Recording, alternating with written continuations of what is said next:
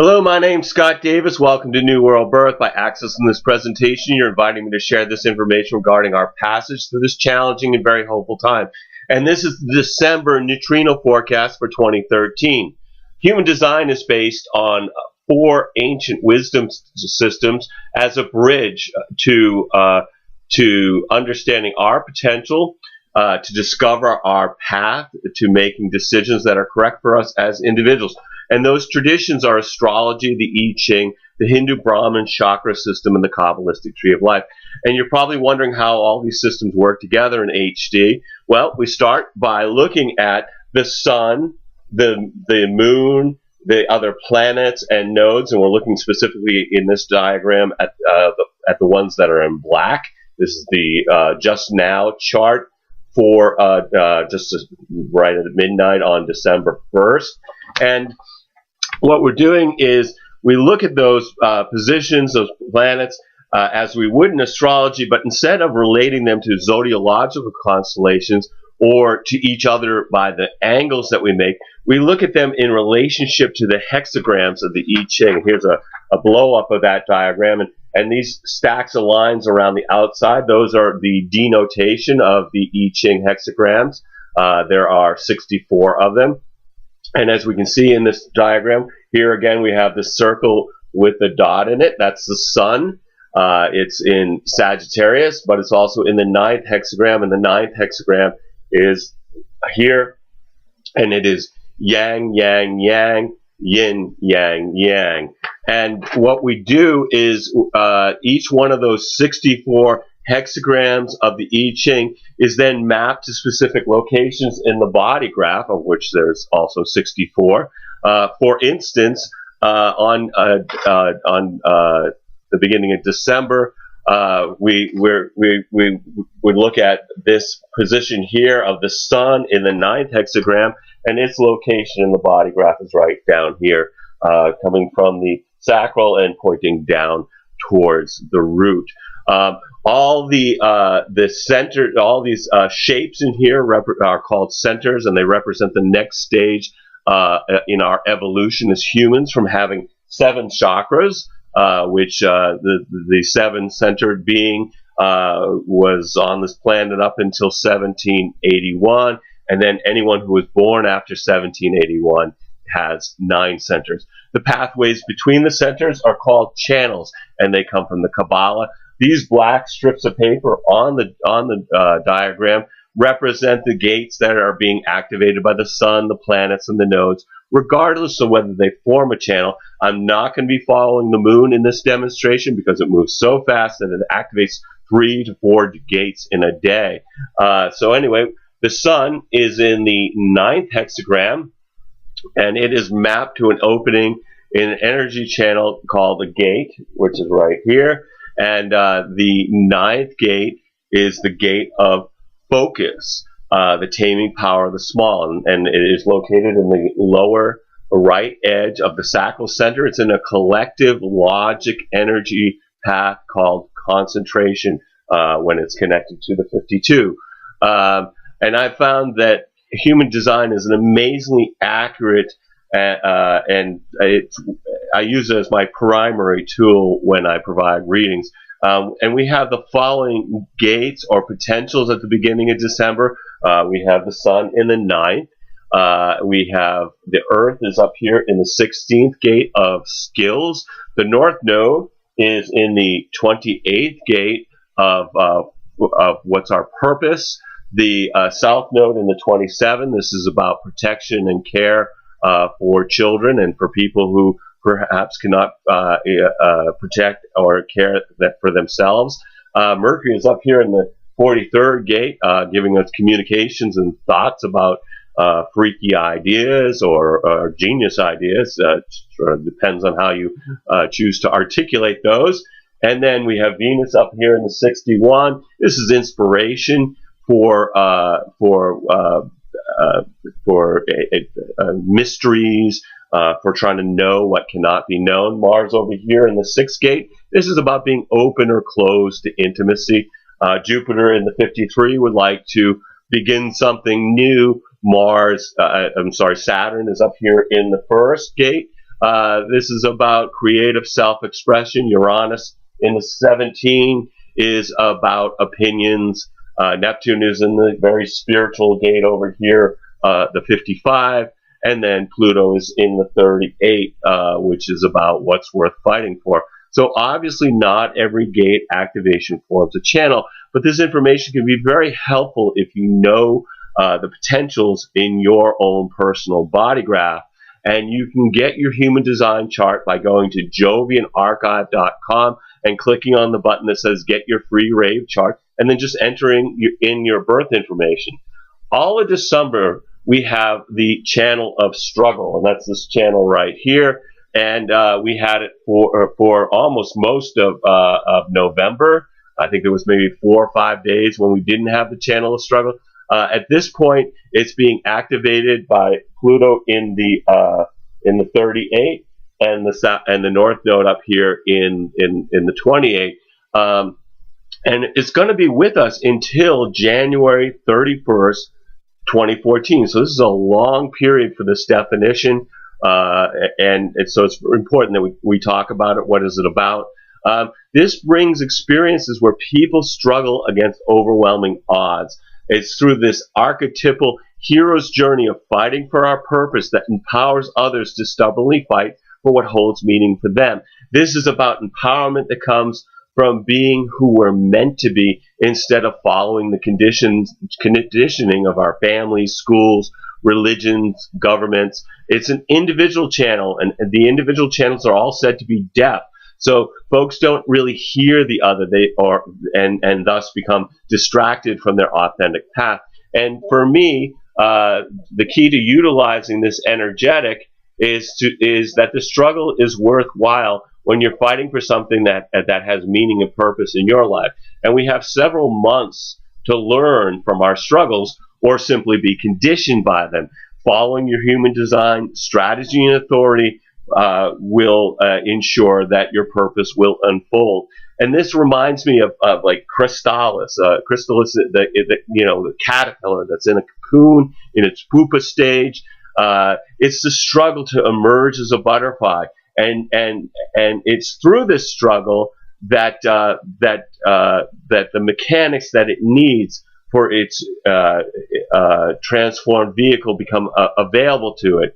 If you free a pupa from its cocoon without it experiencing the work of liberating itself, it will not have what it needs to survive as a butterfly.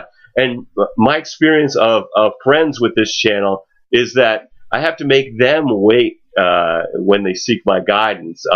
If I try to answer their questions too soon, the answer will not be accepted, or it may be accepted but just not applied.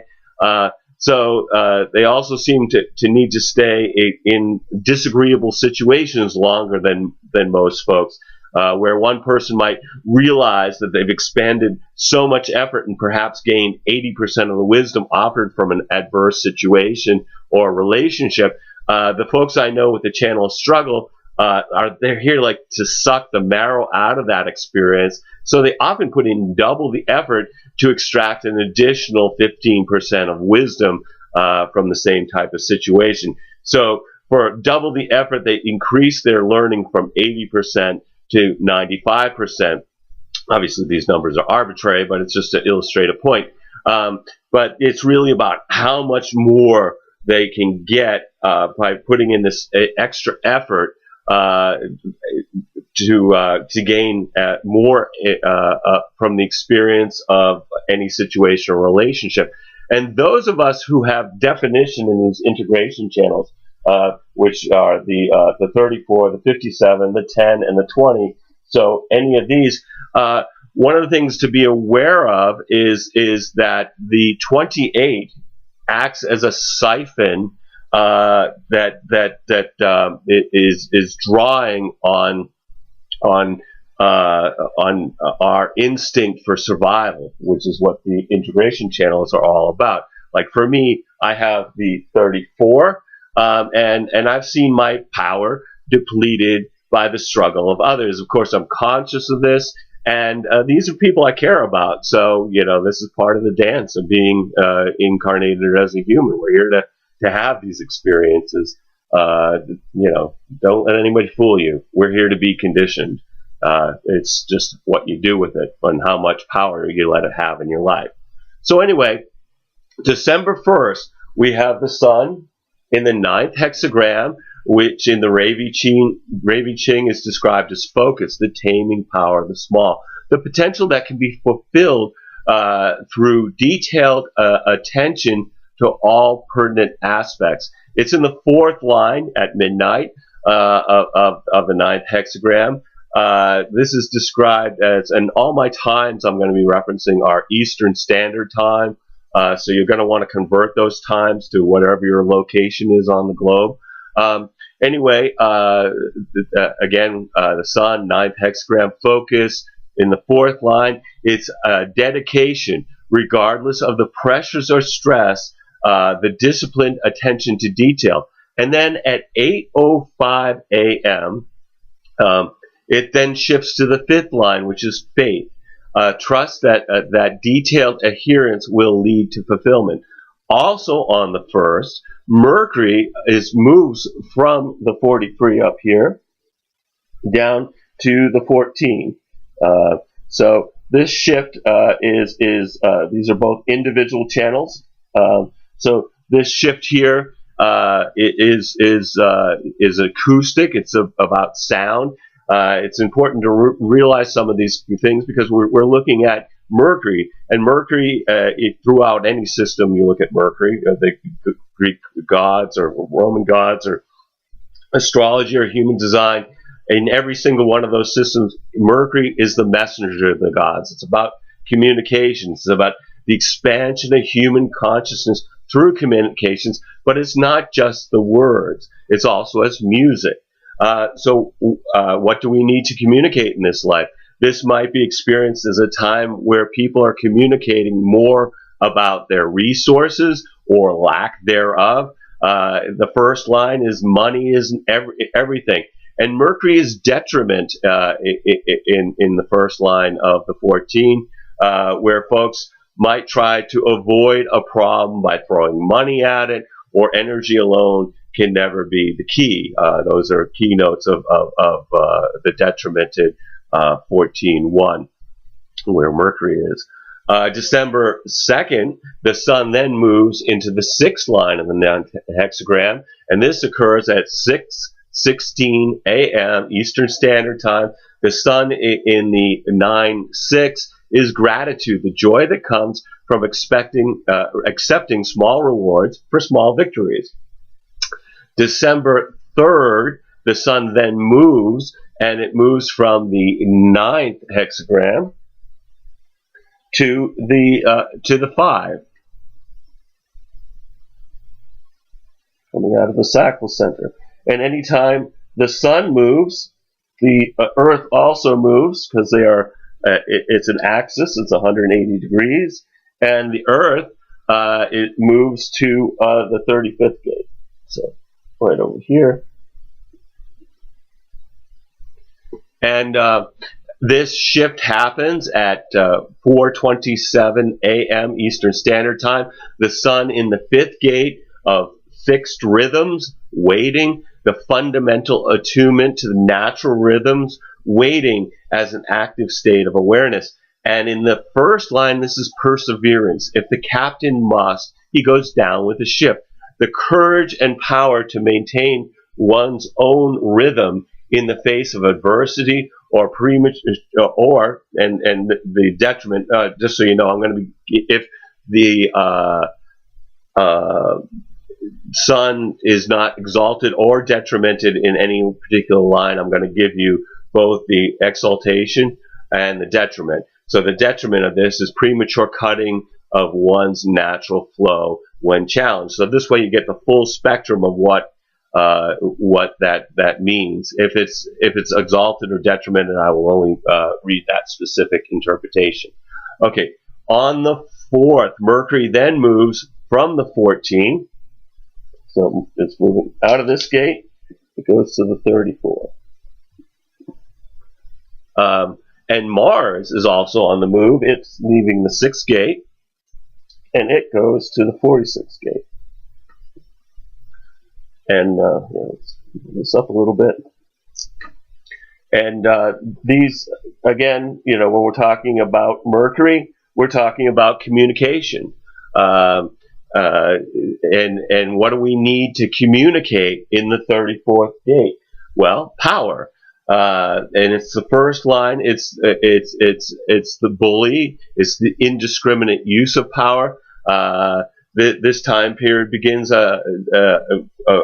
basically, I think, from the 4th until Mercury moves to the next side.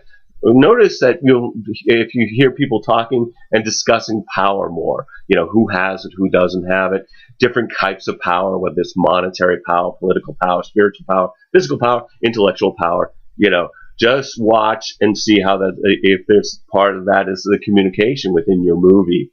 And then in human design, Mars is an extraordinary and immature energy source. It lacks refinement, and it demands that we slowly refine the energy to maturity over time by following our strategy of authority. Mars energy is subject to outbursts. And then here in the 46, it's pushing upward. It's detrimented in both the second and third line. But overall, this brings more energy to our determination and dedication. And the Sun moves into the second line of the 5th hexagram here.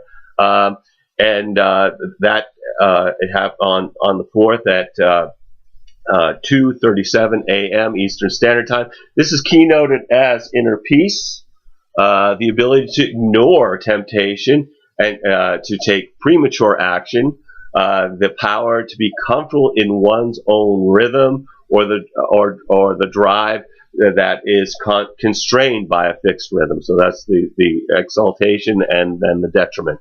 In December 5th, we have the Sun in the 5th hexagram. And its third line. This happens at 47 minutes after midnight Eastern Standard Time, and it's in compulsiveness, the fear engendered by a sense of hopelessness resulting in unnecessary stress and activity. And then later on the 5th, the Sun moves into the 4th line of the 5th hexagram, and this occurs at 10:57 p.m. Eastern Time, where the Sun is detrimented, which is described as the hunter waiting as a guarantee of survival, but detrimented its vanity that denies one's own rhythm with predictable costs that threaten survival. And then on the 6th, the Sun moves into the 5th line of the 5th hexagram at 9:06 p.m. Eastern Time. The Sun in the 5-5 is joy, waiting as an aspect to enlightenment, the power to be calm and find one's place in the flow, or the detriment to be disillusioned or dismissing joy and waiting to fail. On the 7th, the Sun moves into the 6th line of the 5th hexagram. This happens at 7:15 p.m. The Sun in the 5-6 is yielding. Waiting is never free from pressure, physical or mental, and often punctuated by the unexpected. The growth in awareness that comes with bending to the universal flow. And then the 8th, Mercury, and you can see how quickly Mercury's moving here. Mercury moves out of the 34, and it moves to the 9. So it's pursuing the Sun here. We can see that. Like we're talking about, Mercury's here to expand human consciousness through communications. And in the 9, it's with focus and concentration. In the first line, it's sensibility, a balanced and responsible approach to problem solving. Also on the 8th, the Sun moves from the 5th hexagram to the 26th, which is over here, coming out of the ego center. So just going to use a little one there so we don't get confused. This channel does not connect to that channel, so this is not forming any kind of a definition. And then, of course, whenever the sun moves, the Earth also moves because they are, and it moves to the 45 right there. And this shift happens at 5:24 p.m. The sun in the 26 is the gate of the egoist, the taming power, the maximization of power of memory applied to nurturing of continuity. In the first line, it's a bird in hand, the ego that transcends limitation through dreaming is the exaltation. The detriment is engaging in foolhardy risk-taking due to dissatisfaction of the ego. And then the ninth, Venus moves, and Venus moves out of the 61 here, and it moves down to the 60, coming out of the root center. And in human design, Venus is very powerful, but also deeply misunderstood. It brings morality, natural law in which we deal with the other, and the consequences of the world around us. What disturbs you on a moral level? The moral dilemma that we're going to work with in this life, when you look at your own Venus in your rave chart, and if you do not act with moral clarity, Venus can get really nasty in its retribution. The 60 is the acceptance of limitation. Venus is exalted in the first line of acceptance, the ability to maintain inner harmony when confronted by external limitation. Venus will get as far as the third line before it turns retrograde on December 21st. And retrograde is whenever when a planet appears to be moving in reverse from our perspective here on the Earth. The sun moves into the second line of the 26th hexagram on the 9th at 3:33 p.m. Eastern Standard Time. The sun's exalted in the 26th too, which is keynoted as the lessons of history, the power of the ego to mature through experience. December 10th, we have the sun, again, it's in the 26th, it's in the third line at 1:42 p.m. Eastern Standard Time, where the sun is both exalted and detrimented in that particular chart. And when you're looking at your chart, just so you know, an upward pointing triangle, that would be an exaltation. A downward pointing triangle is a detriment. And when you see the ones that look like a six-pointed star, that is when something is both being exalted and detrimented. And that's what we see with the sun in the 26th hexagram third line on December 10th, which is influence, the ability, once prepared, to gather support, the authority to focus communal effort, but it can also underestimate potential challenges while gathering support. And then the 11th, the sun moves into the fourth line of the 26th hexagram. This happens at 11:50 a.m. Eastern Standard Time, where it's detrimented, which is described as censorship, the alteration of memory through elimination, the power of the ego through selective memory. And then the 12th, Mercury moves from the 9th hexagram here up to the 5.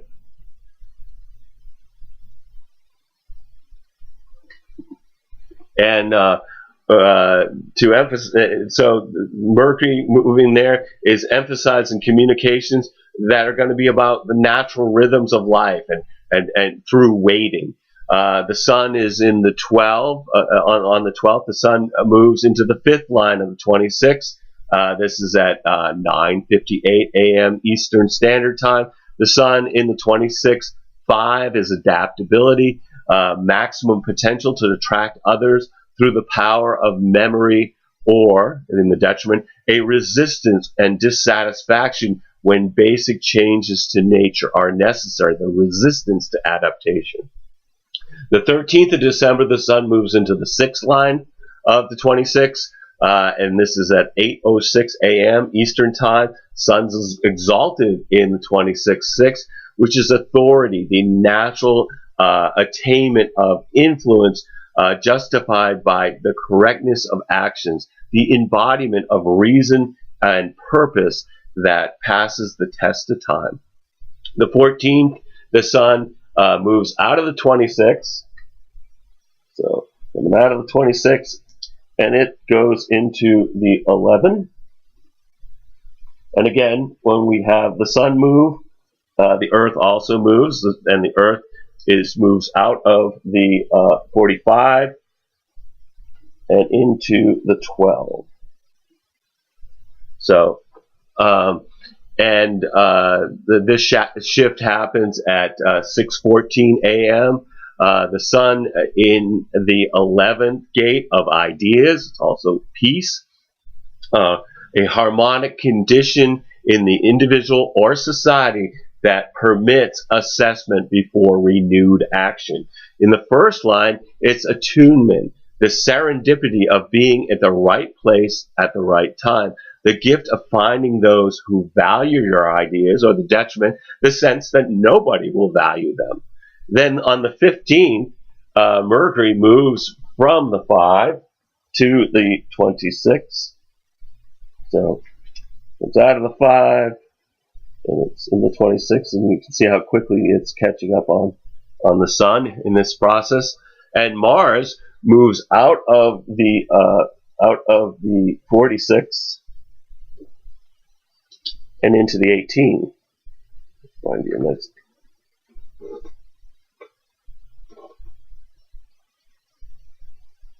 Foreshadowing.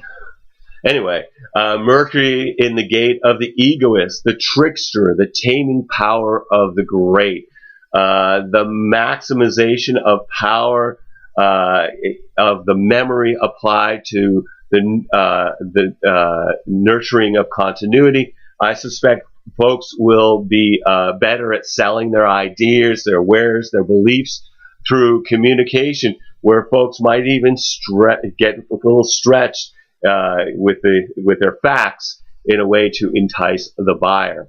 Mars in the 18th gate, it's the gate of correction. It brings extraordinary. Mars brings this extraordinary and yet immature energy to work on what's been spoiled. In the first line, we have conservatism, the adherence to traditional patterns, despite and or in spite of changing circumstances. Before moving into the fourth gate on the moving into the 48th gate on the 27th of December, Mars is exalted in the 18.6 of Buddhahood, the potential of the perfected form through correction. So this may be a time period where there are outbursts from some and a slow refinement of the energy from others regarding a correction that needs to be implemented for the good of the collective. And the sun moves into the second line of the 11th hexagram on the 15th, and this occurs at 4:22 a.m. Eastern Time. The sun in the 11.2 is keynoted as a rigor, the recognition that without vigilance and risk, peace it can lead to stagnation and collapse. Boredom overcome through imagination or provoking ideas to escape boredom. And then on the 16th, Saturn. Okay, Saturn's moving, and Saturn moves out of the first hexagram, and it moves up to the 43. And let's see, and we also have the sun moving into the third line of the 11th hexagram. This is at 2:29 a.m. Eastern Standard Time, which is the realist, the acknowledgement that peace is transitory, the realization that ideas come and go, or it could be the pleasure of ideas that have no real application, being the exaltation and detriment. Saturn moving from the first hexagram to the 14th hexagram is interesting. Ra describes Saturn as yin and yang clothing. Saturn is the judge. This is a place of vulnerability where we deal with the consequences of our actions. And the 43 is insight. It's about achievement being maintained after a new order is fairly established. It's also the tendency to blurt out information without being invited. So not only are we more likely to come off as freaks by sharing our genius thinking, in quotes, when it's not asked for, we're also more likely to be punished for doing so because of Saturn being there. Strategy and authority is, again, the best way to avoid paying the Saturnian price. On the 17th, the Sun moves into the fourth line in the 11th hexagram, and this happens at 36 minutes after midnight Eastern Standard Time, where the Sun is detrimented, which is described as the teacher, the ability to express the essence of the nature of peace. And the detriment is the guru, whose valued wisdom is intentionally limited to a few. And then later on the 17th, the Sun moves into the fifth line of the 11. This occurs at 10:43 p.m. Eastern Time. And the Sun in the 11.5 is keynoted as the philanthropist, motiveless nurturing of the disenfranchised to ensure harmony, or giving as a form of defense and out of a sense of insecurity. On the 18th, the Sun it moves into the sixth line of the 11, and this occurs at 8:50 p.m. Eastern Time. The Sun in the 11.6 is keynoted as adaptability, the inner balance to accept transition, the realization that ideas lead to change and are changeable, and then knowing what ideas are of value in any situation. The 19th, we have Mercury leaves the 26th, and it joins the Sun up here in the 11. And again, this is the messenger of the gods. It's communications, expansion of human consciousness through communication. So what do we need to communicate in life? Well, the 11 is peace. It's the idea, the gate of ideas, a harmonic condition in the individual or society that permits the assessment before action is renewed. People will probably be communicating about their experiences conceptually, the dialogue that comes from the memory of in the form of ideas, which is not necessarily fact, okay? In the 11, this is abstract. This is our memory of the past. And, you know, we often remember the last time we remember things. We don't actually remember events. And then also on the 19th, the Sun is moving out of the 11, but we keep the 11 up there because we still have Mercury there. And the Sun moves into the 10. And again, when the Sun is changing, so does the Earth. The Earth comes out of the 12, and it moves into the 15th gate of right here. Coming, so these are both out of the G center, and this shift happens at 6:56 p.m. Eastern Standard Time. The Sun in the 10th gate is the behavior of the self. This is treading. The underlying code of behavior that ensures successful interaction despite circumstances. It's exalted in the first line, modesty, an innate sense to know and accept one's place and how to act despite circumstances. And a value sense of purpose no matter what the position. And then the 20th, the Sun moves into the second line of the 10th hexagram here. This occurs at 5:02 p.m. The Sun in the 10-2 is keynoted as the Hermit, the successful sidestepping of behavioral requirements through isolation. isolation to preserve independent behavior in the face of conditioning. December 21st, the sun moves into the third line of the 10th hexagram. This occurs at 3:08 p.m. And this is the martyr, the futile rejection of standards based on just awareness, behavior as a way to attract attention and ultimately is ultimately challenged by others. The 22nd, the sun moves into the fourth line of the 10th hexagram, so it's this line right here, and the fourth line it is described as the opportunist, the acceptance of norms until a successful transformation can be engendered, maintaining behavioral patterns until the right moment, the opportunity for transformation or altering one's behavior in order to take advantage of opportunities, which would be the detriment. The 23rd, we have Mercury leaving the 11 here and joining the sun in the 10. Again, Mercury is communication. So what needs to be communicated in the 10? Well, the communication would be about behavior. Again, this is treading, the underlying code of behavior which ensures successful interaction despite circumstances. It's in the integration channel, which brings an increase in communication about our survival, both physically, but also about our survival of our integrity, because these are themes of the integration channel: survival. But not necessarily just the physical being, but the survival of the integrity of the person. The sun moves into the fifth line of the 10th hexagram at 11:20 a.m. on the 23rd.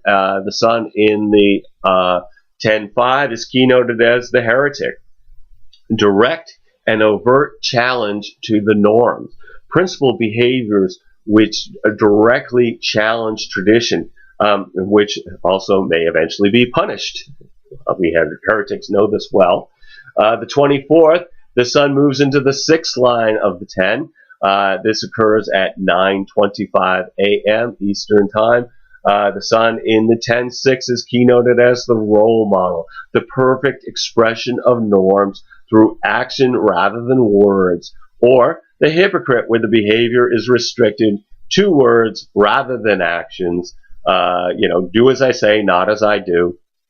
The 25th, the sun moves from the 10th hexagram to the 58, which gives us another definition here that we'll be talking about. We keep Mercury still in the 10, so that's going to stay there. The Earth moves out of the 15, and it moves to the 52. And this shift happens at 7:30 a.m. With the sun in the 58th gate of aliveness. The joyous stimulation is the key to joy. The first line is a love of life. Alone or shared with others, profound inner realization is the key for joyous harmony with the process of being. And the sun in the 58 and Mars in the 18, this gives us the channel of judgment. This is the design of insatiability, which will be with us until the 27th, so just a couple of days to have the channel of judgment around, bringing us a pressure to offer constructive criticism. I'm just thinking, this is holiday time, being around, family and getting constructive criticism. Can't see that happening. No, that will never happen. This is a conditioning force that works best if it is invited and its purpose is not personal, but for the good of the collective. So don't be judging your family or your friends. This can be an influence where we want to become perfectionists. We with an insatiability to make improvements. Unfortunately, most people will not be aware of this influence and how to best apply it in their lives. So we'll see a lot of people meeting resistance as they try to change their family and friends with little success, which leads to a great sense of dissatisfaction. After all, true perfection does not exist. There is only ascending levels of mastery. On the 26th, Mercury now moves out of the 10, and it again joins the Sun in the 58 to expand human consciousness through stimulating communications that lead to joy. And Mercury is in the gate of aliveness. In the first line, again, love of life through joyous harmony with the process of being. Health and well-being are likely to be topics of discussion. The Sun moves into the second line of the 58 on the 26th. This occurs at 5:35 a.m. The Sun in the 58 too is keynoted as perversion, a stimulation that afflicts oneself and others by prompting degeneracy and reducing joy to indulgence and decadence. Okay, Mars it also moves, and on this is on the 27th, and this is when Mars leaves the 18th gate, and it moves to the 48th gate into the well. This is about having depth, so we no longer have the channel of judgment on the 27th. Mars in the gate of depth, the well, the necessary and qualitative foundation is a prerequisite to establishing the common good. This brings, again, extraordinary energy, but also immature energy, resource in the form of, it's in the form of a store of vital information seen as a pattern. It's in its detriment in the first line of insignificance, an ego tendency to apply energy to trivial considerations, while in the 48, Mars brings energy for practice and refinement. Again, this is a collective logic circuit. This is about patterns. And this is going to be a refinement that matures over time by following your strategy and authority through the arts. But it can also be the recognition of patterns to be shared with the collective. December 27th, the Sun moves into the third line of the 58th hexagram. This occurs at 3:40 a.m., which is electricity, the energy for aliveness based on independent stimulation or is dependent on others. The 28th, the Sun moves into the fourth line of the 58. This occurs at 1:45 a.m., where it is exalted, and it's described as focusing a natural specialization that when confronted with multiplicity of stimulations will have no inner difficulty in focusing on the appropriate influence. And then later on the 17th, the Sun moves into the fifth line of the 58. That occurs at 11:49 p.m., so just a little bit before midnight, and moving into the 29th day. The Sun is in the detriment in the 58.5. It's keynoted as defense, the assumption that the best defense is a good offense. That might allow strength of character to enjoy questionable stimulus without succumbing to it. And then the 29th, the Sun moves into the sixth line of the 58, and this is at 9:53 p.m. Eastern Time. The Sun's detrimented in the 58.6 as well. This is keynoted as carried away when basic intelligence is effectively stimulated, its natural desire for attunement will lead to identify so strongly with the stimulation that it's at risk of losing its identity. And the 30th, Mercury moves out of the 58 and it moves into the 38. So it's the 58 is still there because we still have the sun there, but it joins Pluto in the 38. Mercury in the gate of the fighter. This brings expansion of human consciousness through communication regarding the pressure to fight on what holds purpose in our lives. I'd expect people will be expressing their struggle from a place of empowerment or disempowerment. Folks may also seem very stubborn in their discourse. Again, this is deaf to opposing viewpoints. The sun then joins Mercury in the 38, so the 58 is no longer being defined. And of course, the Earth moves out of the 52, because these move as one axis, and that puts the Earth in the 39, which gives us another channel here. So we now have a defined solar plexus coming through the channel of emoting. But the shift happens at 7:57 p.m. Eastern Standard Time. The sun in the 38th gate of the fighter, opposition, the ability to preserve individual integrity through opposition to detrimental forces.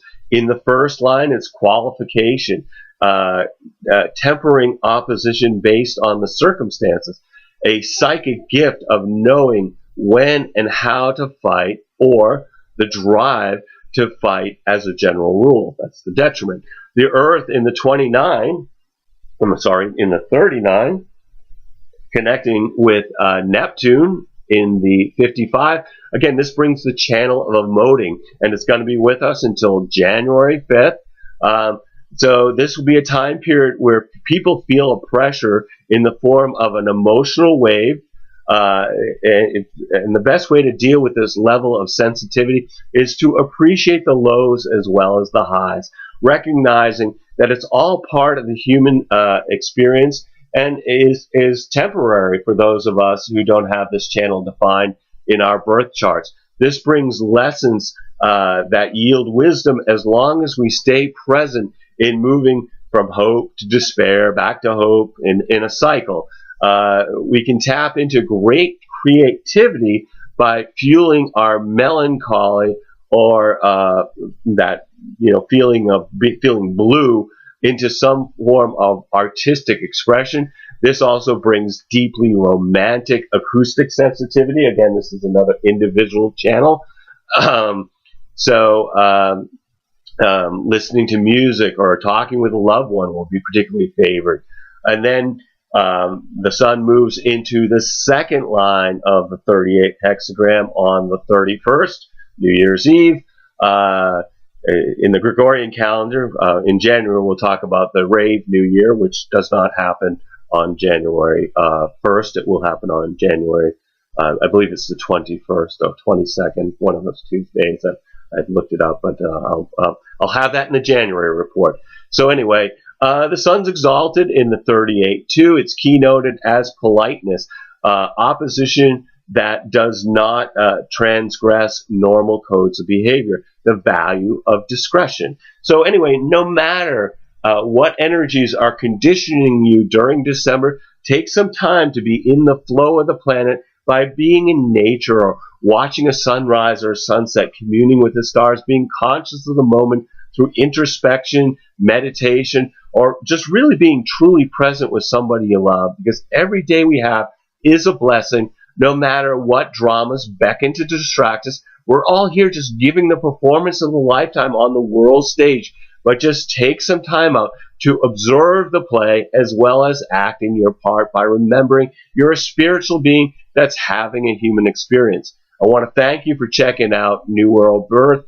The next segment of the Neutrino Forecast will be on for January 2014, and it should be available by the 1st, when we'll continue to look at the influence of the heavenly bodies as they transit through the sky, and also through the hexagrams of the I Ching.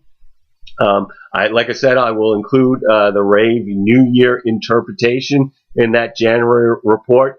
You can check us out on Facebook or YouTube, and I encourage you to share this information as videos or as text. And just so you know, the text is on the New World Birth Facebook page. Every day gets posted the day before. So if you want to just follow along daily, that's a great page to have in your stream. Again,